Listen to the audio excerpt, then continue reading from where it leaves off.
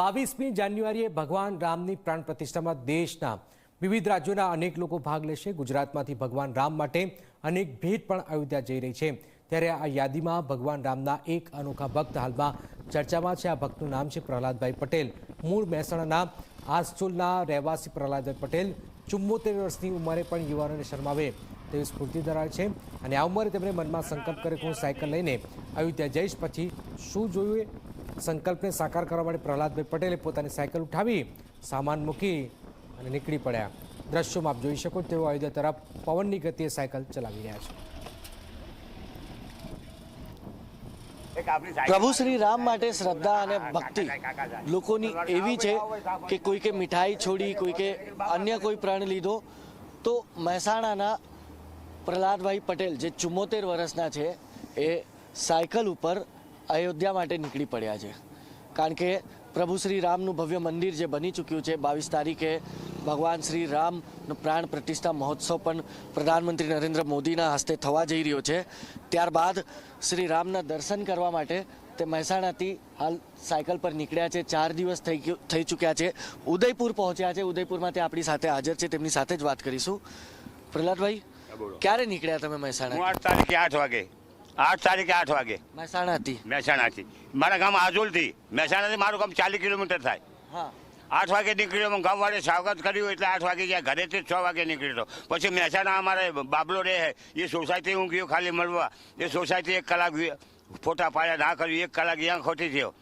અને હિંમતનગર રાત્રે હિંમતનગર આપણે કેમેરા પેપરમાં આવી ગયું, ફોનમાં આવ્યું। હવે આ પ્રણ તમે લીધું એટલે કે આપણે અયોધ્યા સાયકલ પર જ જવું છે, આ પ્રણ લીધો તમે?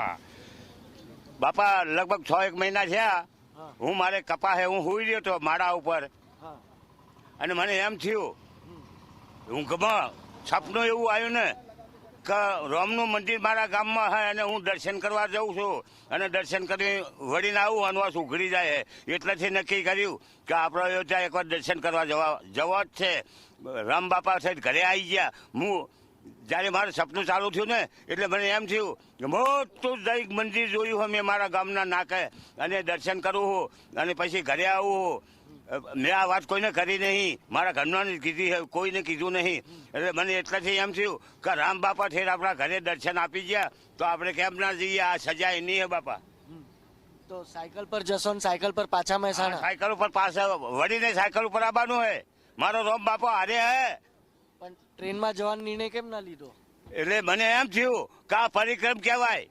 તારો એક દાખલો આવવાનો, શંકરજીનું મંદિર છે, કોઈ બી મંદિર દર્શન કરવા ગયા એટલે આપણે પેલા દર્શન કરી આમ ગોળ ફરીએ છે ને, એ પરિક્રમ કહેવાય। જુનાગઢ પરિક્રમ કહેવાય। એમાં જતોય સાયકલ વળતો સાયકલ પરિક્રમ કહેવાય। એટલા માટે બાપા।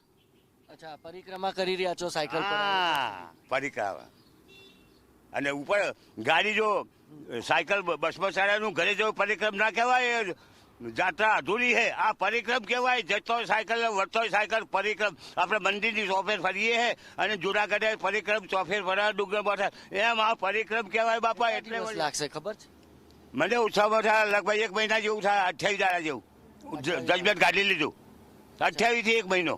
તમે બીજા રાજ્યમાં પ્રવેશ કરી લીધું, ગુજરાતથી રાજસ્થાનમાં આવ્યા, સાયકલ પર પ્રભુ શ્રી રામનો ઝંડો છે, તમારો સામાન છે, પોસ્ટર છે, લોકો જોઈને પૂછે છે? હા બાપા, હું ઘરેથી નીકળ્યો ને એટલે બાઇક ઉપર બેઠા હોય ને 2 જણા, એટલે બાપા ઉભા રહો ભગત ઉભા રહો એટલે મોરે આ બન કે તમે બેઠા રહો, મોરે ફોટા પાડે। આવા તો લગભગ 50-100 માણસ રસ્તામાં મળી ગયા મને અને પછી એ ફોટા પાડી મને કે લે ભગત આ 50 રૂપિયા ચા પાડી નાસ્તો કરતો। હું બહુ જાત્રા જવું, મારો 50 રૂપિયા નહીં બાપા લઈ લો, પણ જોર જબરે એવું લઉં મારા બાપા। હવે હું શું કરવા દે, પેટીએમ નાખી દેવાનો।